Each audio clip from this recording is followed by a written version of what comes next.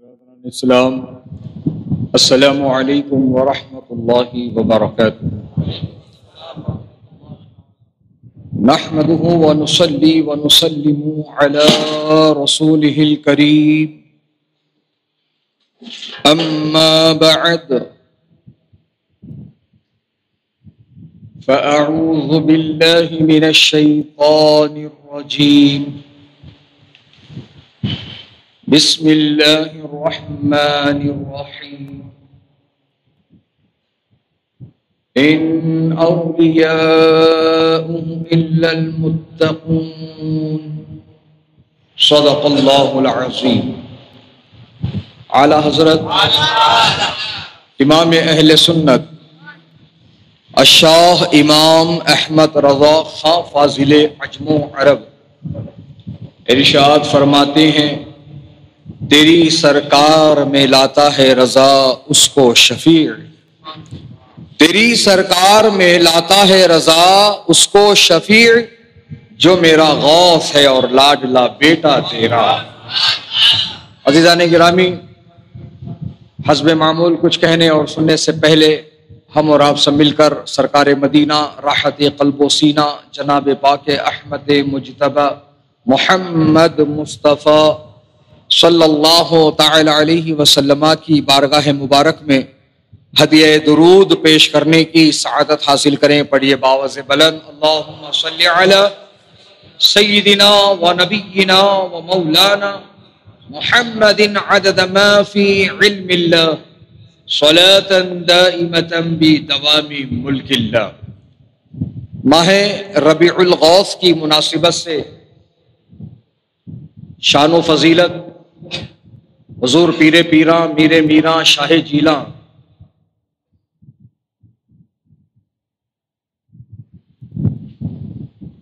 پیران پیر غوث اعظم دستگیر رضی المولا تعالی عنہ کو آپ سماعت کرتے ہیں۔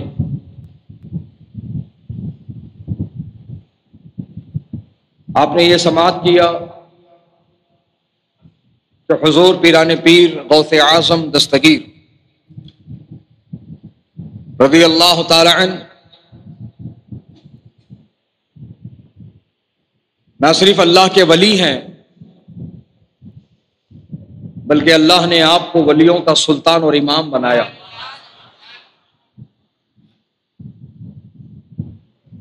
اور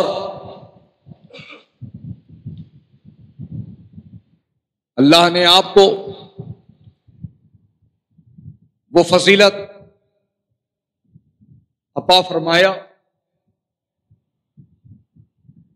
کہ آپ کو آپ کی ماں کے پیٹ میں ہی اللہ نے ولایت کا تاج پہنا دیا۔ آپ ولی بن کر ہی پیدا ہوئے اور ولایت کا وہ اعلی مقام اللہ سبحانہ و تعالی نے آپ کو عطا فرمایا کہ اب قیامت تک کوئی ولی غوث اعظم کی طرح نہیں ہوگا۔ بزرگ اور دوستو، حضور پیران پیر غوث اعظم دستگیر رضی اللہ تعالی عنہ اللہ کے ولی اور ولیوں کے سردار، اللہ کے محبوب،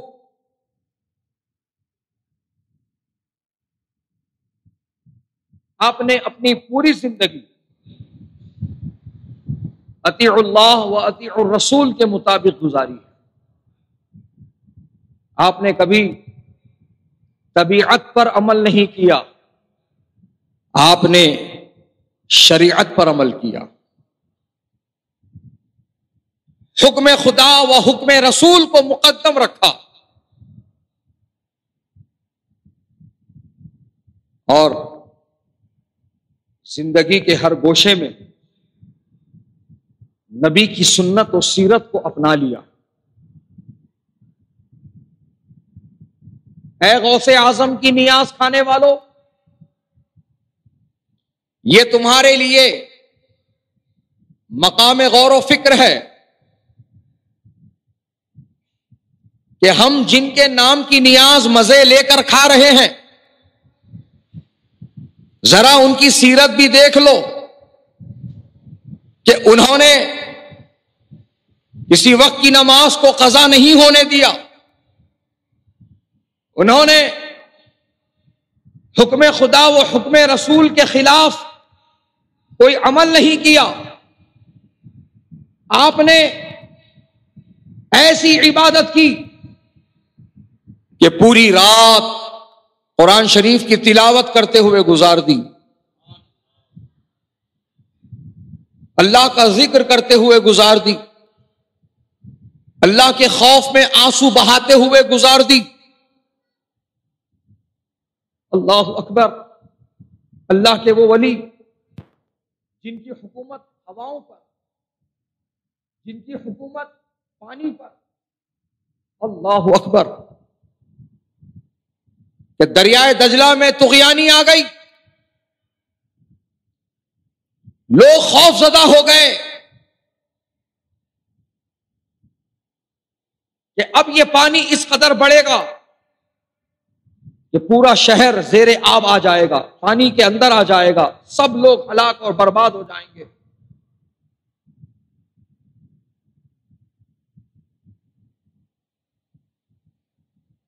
تو لوگوں نے جب دیکھا کہ یہ پانی تھمنے کا نام نہیں لیتا اور یہ پانی سرحدیں پار کرتا ہوا آگے بڑھتا ہی جا رہا ہے، تو دوڑے دوڑے آئے سرکار غوث پاک کی بارگاہ میں، مدد کی دہائی دی۔ سرکار غوث پاک رضی اللہ تعالی عنہ اپنا عصا لے کر کھڑے ہوئے اور ان کے ساتھ چل پڑے، یہاں تک کہ دریائے دجلہ کے پانی میں اتر گئے، اور ایک مقام پر آ کر غوث پاک نے اپنا عصا نصب کر دیا اور دریائے دجلہ کے پانی سے یوں خطاب فرمایا، اے دریا کے پانی، تیری حد یہاں مقرر کر دی ہے میں نے، اب اس کے آگے نہیں آنا ہے تجھ کو۔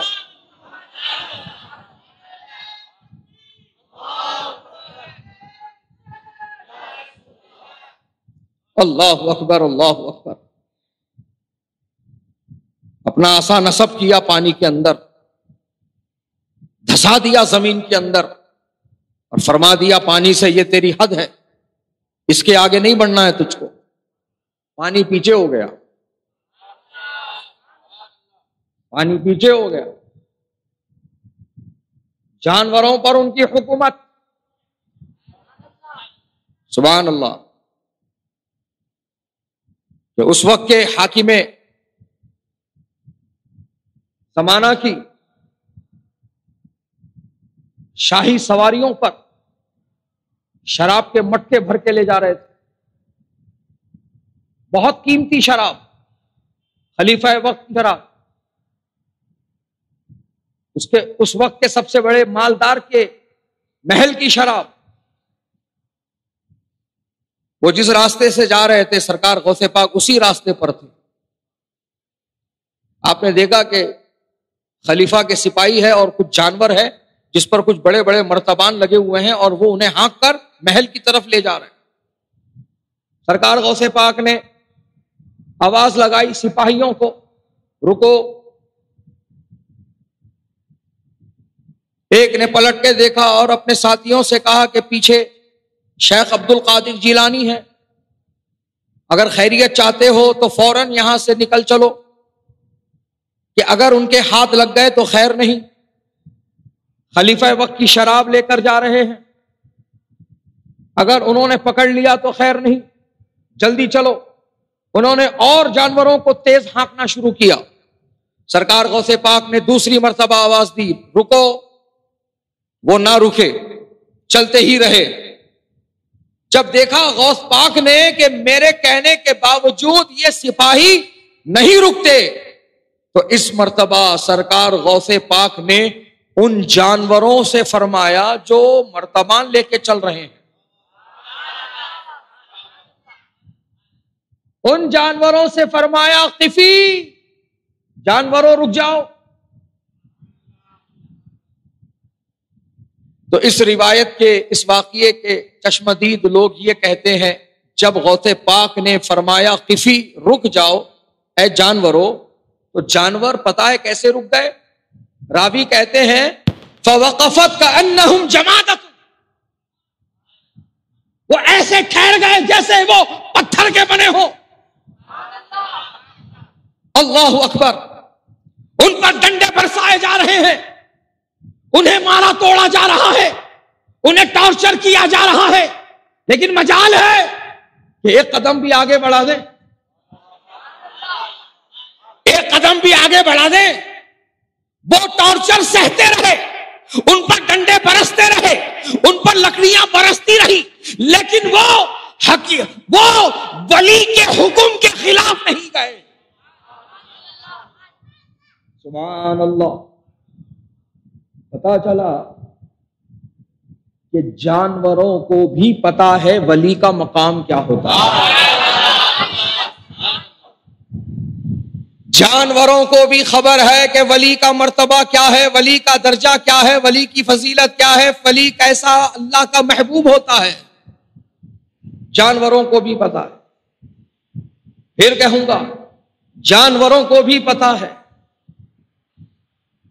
کیوں کہہ رہا ہوں میں اسی لیے کہہ رہا ہوں تاکہ ان تک پیغام پہنچے جو عظمت اولیاء کے منکر ہیں، عظمت اولیاء کے منکر ہیں، انسان ہو کر بھی ولی کی عظمت کو دل میں نہیں رکھتے، تو ان کے لیے یہ پیغام ہے کہ تم سے اچھے تو یہ جانور ہیں، تم سے اچھے تو یہ جانور ہیں، کہ ہیں تو جانور لیکن ولی کی عزت دل میں رکھتے ہیں۔ سبحان اللہ۔ فوقفت کأنہم جمادۃ، وہ ایسے ٹھہر گئے مانو وہ پتھر کے بنے ہوں۔ غوث پاک چلتے ہوئے ان کے قریب پہنچ گئے، ایک نظر سپاہیوں کو دیکھا، ایک نظر ان جانوروں پہ لٹکتے مرتبانوں کو دیکھا، اور فرمایا کیا ہے اس میں؟ تو انہوں نے جھوٹ کا سہارا لیتے ہوئے غوث پاک سے کہا کہ حضور کچھ نہیں، اس میں تو سرکہ بھرا ہوا ہے، سرکہ۔ غوث پاک نے مرتبانوں کی طرف دیکھتے ہوئے فرمایا اچھا سرکہ ہے، تم کہتے ہو تو سرکہ ہی ہے۔ سبحان اللہ، تم کہتے ہو تو سرکہ ہی ہے، جاؤ۔ خوشی خوشی وہ سپاہی نکل پڑے، کہنے لگے جان بچ گئی، ہم نے جھوٹ کا سہارا لے کر ہم نے اپنے آپ کو بچا لیا، بادشاہ کی شراب کو بچا لیا، خلیفہ کی شراب کو بچا لیا۔ جب وہ محل کے اندر پہنچ گئے، جب راحت کی سانس لی اور مرتبان اتارے، اور جب مرتبان کھولے تو جس میں شراب بھری تھی وہ ساری شراب سرکے میں تبدیل ہو گئی۔ سبحان اللہ، وہ ساری شراب سرکے میں تبدیل ہو گئی۔ کیوں نہ تبدیل ہوتی، غوث پاک نے جو فرما دیا، غوث پاک کی زبان مبارک سے جو نکل گیا۔ سبحان اللہ۔ عزیزان گرامی، اللہ کے ایسے ولی غوث پاک، جو فرما دے وہ ہو جائے، جس کو جو حکم فرما دے وہ پورا ہو جائے۔ عزیزان گرامی، لیکن ان کا عمل دیکھیے، ان کا کردار دیکھیے، ان کی زندگی کو پڑھیے، تو آپ کو پتا چلے گا کہ وہ تو پوری زندگی اپنی اللہ و رسول کے احکام کے مطابق گزار رہے ہیں۔ عزیزان گرامی، اور آج ہم کہاں ہیں؟ آج ہم کیا کر رہے ہیں؟ آج ہمارا عمل، ہمارا کردار کیا ہو گیا ہے؟ آج ہمیں اس بات کا جائزہ لینے کی ضرورت ہے۔ آج ہم کہہ تو رہے ہیں کہ ہم غوث پاک کے چاہنے والے ہیں، غوث پاک کے چاہنے والوں میں سے ہم ان کے چاہنے والوں میں سے ہیں، ہمارا شمار ان کے چاہنے والوں میں ہے۔ عزیزان گرامی، صرف دعویٰ کرنے سے کچھ نہیں ہوگا، بلکہ آپ کو عمل کی طرف آگے آنا ہوگا، عمل کا غازی بننا ہوگا، اپنا کردار سنوارنا ہوگا، اپنے اخلاق، اپنے کردار کو سنوارنا ہوگا۔ آج ہم لوگ عبادت سے دور، نمازوں سے دور، قرآن کی تلاوت سے دور، ذکر و اذکار سے دور، آج ہم کہاں ہیں، کن کاموں میں ملوث ہیں، مجھے کہنے کی ضرورت نہیں. ہر ایک کو اپنے اعمال کا محاسبہ کرنے کی ضرورت ہے، اپنے کردار کو دیکھنے کی ضرورت ہے، اپنے ظاہر و باطن کو سمجھنے کی ضرورت ہے. عزیزان گرامی، آج ہم نے یہ سمجھ لیا ہے کہ بس ان کے نام کا تبرک کھا لو بیڑا پار ہو جائے گا، ان کے نام کا تبرک کھا لو بیڑا پار ہو جائے گا. عزیزان گرامی، ہوش کی آنکھیں کھولو. جن کے نام کا تم تبرک کھا کر اس غلط فہمی میں مبتلا ہو رہے ہو کہ ان کے نام کا تبرک کھانے سے بیڑا پار ہو جائے گا، اگر ایسا ہی ہوتا تو پھر غوث پاک ایک وقت کی نماز نہ پڑھتے. کیونکہ جن کے نام کا تبرک کھا کر آپ یہ سمجھتے ہو کہ تبرک کھانے سے بیڑا پار ہو جائے گا، تو پھر جس ذات کے نام سے وہ تبرک منسوب ہے ان کو کیا ضرورت تھی نماز پڑھنے کی؟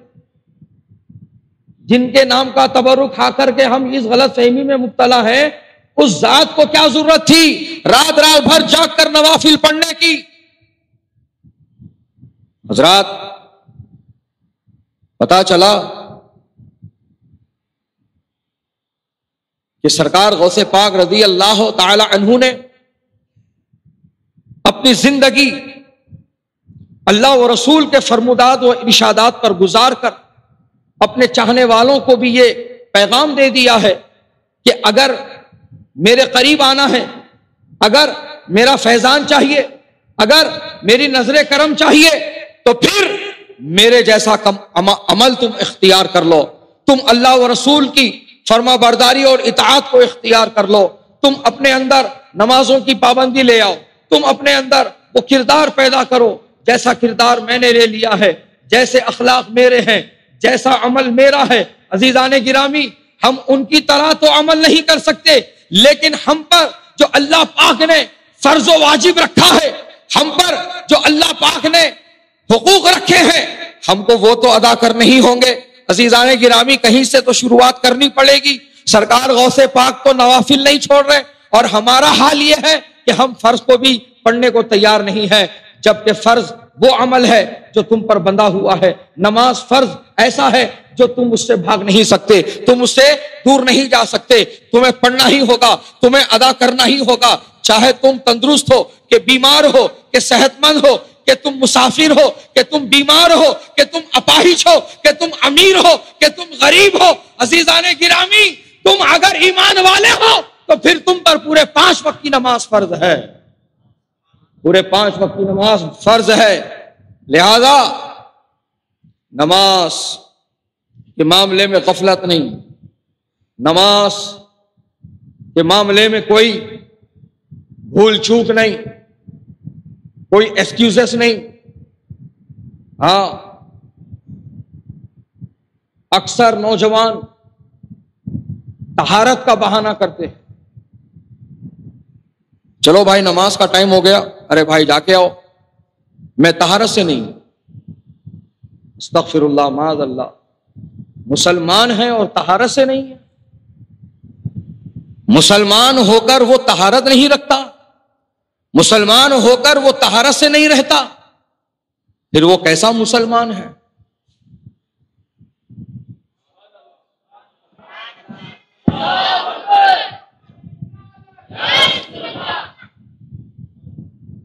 مسلمان ہو کر وہ طہارت سے نہیں رہتا، وہ کیسا مسلمان؟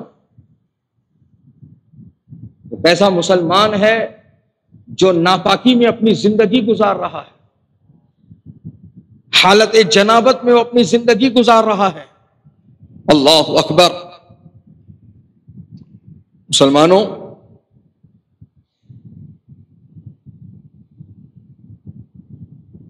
طہارت اپنی باقی رکھو، طہارت سے رہو. کوشش یہ کرو کہ طہارت بھی رہے اور باوضو بھی رہے. سمجھ رہے ہیں آپ؟ ہاں، اس کی بڑی فضیلتیں ہیں، بڑی برکتیں ہیں. اور جو بات آپ کے جلد سمجھ میں آ جائے وہ تو میں بتانا ہی چاہوں گا آپ کو کہ جو بندہ مومن باوضو ہوتا ہے اور وضو کو جو ہے اپناتا ہے اور وضو کے جانے پر پھر فوراً وضو بنا لیتا ہے، تو جو یہ عمل کرتا ہے وہ جہاں جاتا ہے اللہ تعالی اس کو کامیاب فرماتا ہے، اور وہ جو کاروبار کرتا ہے جائز و حلال کاروبار، اللہ پاک اس میں غیب سے برکتیں عطا فرماتا ہے، اس کے لیے اللہ تعالی غیب سے برکتوں کے دروازے کھول دیتا ہے۔ یہ ہے باوضو رہنے کی برکت۔ بہرحال میں یہ آپ سے بتانا چاہتا ہوں کہ سرکار غوث پاک رضی اللہ تعالی عنہ نے اپنی زندگی اللہ اور رسول کے احکام کے مطابق گزاری، اور اللہ سے ایسا خوف تھا آپ کو، اللہ اکبر، کہ رو رو کر دعائیں کر رہے تھے، آنکھ سے آنسو گر رہے ہیں سرکار غوث پاک کے۔ سرکار غوث پاک بھوکے رہے، پیاسے رہے، فاقہ کشی پر آپ کئی دن گزارے، لیکن آنکھ سے آنسو نہیں گرے۔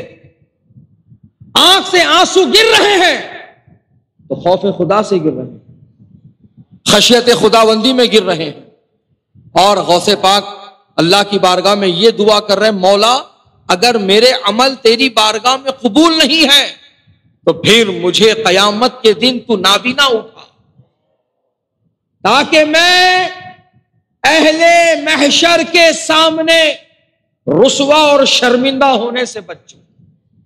اللہ اکبر۔ سرکار غوث پاک رضی اللہ تعالی عنہ خشیت خداوندی سے رو رہے ہیں، اللہ کی بارگاہ میں آنسو بہا رہے ہیں، گڑ گڑا رہے ہیں، دعائیں کر رہے ہیں، اور ہم کیسے پتھر دل ہو گئے کہ ہمیں رونا نہیں آتا، ہم کیسے پتھر دل ہو گئے، ہمیں خوف خدا سے جو ہے آنکھ سے آنسو نہیں نکالنا آتا، ہم اس کی بارگاہ میں گڑ گڑاتے نہیں، ہم اس کی بارگاہ میں تڑپتے نہیں ہیں، ہم اس کی بارگاہ میں دعائیں نہیں مانگتے ہیں، اپنی غلطیوں کی معافی نہیں مانگتے ہیں، اپنے گناہوں پر شرمندگی نہیں ہوتی ہے ہم کو، بلکہ ہم تو وہ ہو گئے ہیں کہ گناہ کر کے اس پر فخر کرنے والے ہو گئے ہیں، فلاں کام کر دیا، فلاں کر کے آ رہا ہوں، فلاں یہ کر دیا، معاذ اللہ استغفر اللہ۔ عزیزان گرامی، آج گناہ پر شرمندہ ہونے کے بجائے گناہ پر ناز کرتے ہوئے لوگ نظر آ رہے ہیں، تو اسی سے اندازہ لگاؤ ان کے دل کتنے سخت ہو گئے ہیں، ان کے دل کتنے زنگ آلود ہو گئے ہیں، ان کے دل کس قدر سیاہ ہو گئے ہیں۔ اگر ان سیاہ دلوں کو چمکانا چاہتے ہو، اگر ان جو ہے زنگ آلود دلوں کو اگر روشن و منور کرنا چاہتے ہو تو پیارے اس کا یہی طریقہ ہے کہ کثرت سے اللہ کو یاد کرو، اللہ کا ذکر کرو، اللہ تمہارے دلوں کو چمکائے گا، اللہ تمہارے دلوں کو چمکائے گا۔ اللہ کا ذکر کرو۔ کیا فرما رہا اللہ قرآن میں؟ الا بذکر اللہ تطمئن القلوب، آگاہ ہو جاؤ، تمہارے دلوں کا چین اللہ کے ذکر میں ہے، تمہارے دلوں کا چین اللہ کے ذکر میں ہے۔ کیا آج ہم ذکر کر رہے ہیں؟ ارے ذکر کی محفلیں سونی ہو رہی ہیں، ذکر کی محفلیں لوگوں سے خالی ہو رہی ہیں۔ کہاں ہیں لوگ؟ وہ تو بس دنیا کی رنگینیوں میں مبتلا ہیں۔ کہاں ہیں لوگ؟ وہ تو بس اپنی مرضی سے اپنی زندگی گزارنے میں لگے ہیں۔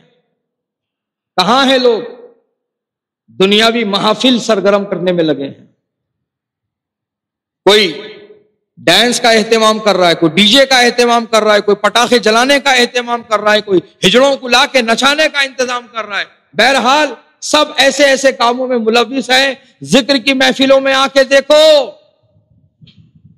گنتی کے 4 سے 5 لوگ، جبکہ برسوں سے وہ ذکر کی محفلیں منعقد ہو رہی ہیں، دن وہی، وقت وہی، جگہ وہی، ساری سہولتیں، لیکن ہم آنے کو تیار نہیں، ہم ایسی محافل میں شرکت کرنے کو تیار نہیں، تو پھر ہمارے دل نرم کہاں سے پڑیں گے؟ ہمارے دلوں کی یہ آلودگی کیسے ختم ہوگی؟ جس طرح کپڑے دھوئے جاتے ہیں تو دھونے کے لیے واشنگ پاؤڈر لگتا ہے، صابن لگتا ہے، لیکن دل کو دھونے کے لیے کیا لگے گا؟ دل کو دھونا ہے تو پھر کون سا واشنگ پاؤڈر استعمال کرو گے؟ کون سا صابن گھسو گے؟ جو بھی گھسو گے اوپر ہی گھس پاؤ گے، لیکن دل تو اندر ہے، اندر سے چمکانا ہے تو کون سا واشنگ پاؤڈر استعمال کرو گے؟ کون سا صابن استعمال کرو گے؟ یاد رکھو، کوئی واشنگ پاؤڈر اور کوئی صابن تمہارے دل کی آلودگی کو دور نہیں کر سکتا۔ اگر دلوں کو ستھرا کرنا ہے تو اللہ کا ذکر کرتے چلے جاؤ، تمہارے دل سنورتے چلے جائیں گے۔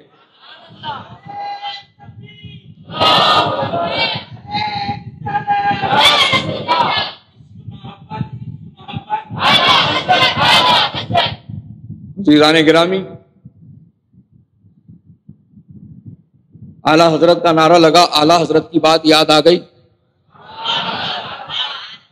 اعلیٰ حضرت نے فرمایا اگر کوئی میرے دل کے 2 ٹکڑے کر دے تو دل کے آدھے ٹکڑے پر لا الہ الا اللہ اور دوسرے ٹکڑے پہ محمد رسول اللہ ملے گا۔ سبحان اللہ، سبحان اللہ۔ اسی لیے تو اعلیٰ حضرت نے فرمایا چمک تجھ سے پاتے ہیں سب پانے والے، میرا دل بھی چمکا دے چمکانے والے۔ اعلیٰ حضرت کا دل ایسا چمکدار دل تھا کہ آپ کے پیر و مرشد نے محررہ مقدسہ میں یہی بات کہی تھی کہ یہ پہلی بار ہوا ہے اس خانقاہ میں کہ کوئی آتے ہی مرید بھی کر لیا گیا، نہ صرف مرید کر لیا گیا بلکہ تمام سلاسل کی خلافت و اجازت بھی دے دی گئی۔ یہ تاریخ ساز واقعہ اعلیٰ حضرت کے ساتھ پیش آیا۔ پوچھنے والوں نے پوچھا کہ ایسا کیوں ہوا؟ تو کہا اس لیے ہوا کہ جو بھی آتا تھا آلودہ دل لے کر آتا تھا، یہاں پر اس کو وظائف کرا کر کے اس کے دل کو چمکایا جاتا تھا، لیکن احمد رضا جو آئے ہیں آلودہ دل لے کر نہیں، چمکتا دل لے کر آئے ہیں۔ بس نسبت جوڑنے کی ضرورت تھی، وہ ہم نے نسبت بھی جوڑ دی ہے، اور آج ہم یہ کہہ رہے ہیں حضرات گرامی، سرکار اعلیٰ حضرت کے پیر و مرشد کہہ رہے ہیں، سرکار سیدی آل رسول ماہر ربیع علیہ رحمہ کہہ رہے ہیں کہ اب تک آل رسول کو یہ فکر لاحق تھی کہ بروز قیامت اگر اللہ پاک آل رسول سے پوچھ لے گا آل رسول دنیا سے میرے لیے کیا لایا ہے، تو میں اب تک اس فکر میں مبتلا تھا کہ میں کیا پیش کروں گا، میں کیا پیش کروں گا، میں کیا پیش کروں گا، لیکن آج آل رسول کی یہ فکر ختم ہو گئی کہ جب اللہ پوچھے گا آل رسول کیا لایا ہے تو میرے مرید احمد رضا کو پیش کروں گا۔ سبحان اللہ، سبحان اللہ، اپنے مرید احمد رضا کو پیش کروں گا۔ سبحان اللہ، سبحان اللہ۔ بہرحال دوستوں اور بزرگوں، دل کو چمکاؤ اور دل چمکتا ہے ذکر خدا سے۔ انشاءاللہ اس موضوع پر پھر آئندہ گفتگو ہوگی، وقت ہو گیا ہے، جو باتیں رہ گئی انشاءاللہ اس موضوع کے تحت وہ آئندہ آپ تک۔ ہمارے یوٹیوب چینل حقیقی سنی دلیر قادری کو سبسکرائب کریں اور بیل آئیکن پر کلک کریں۔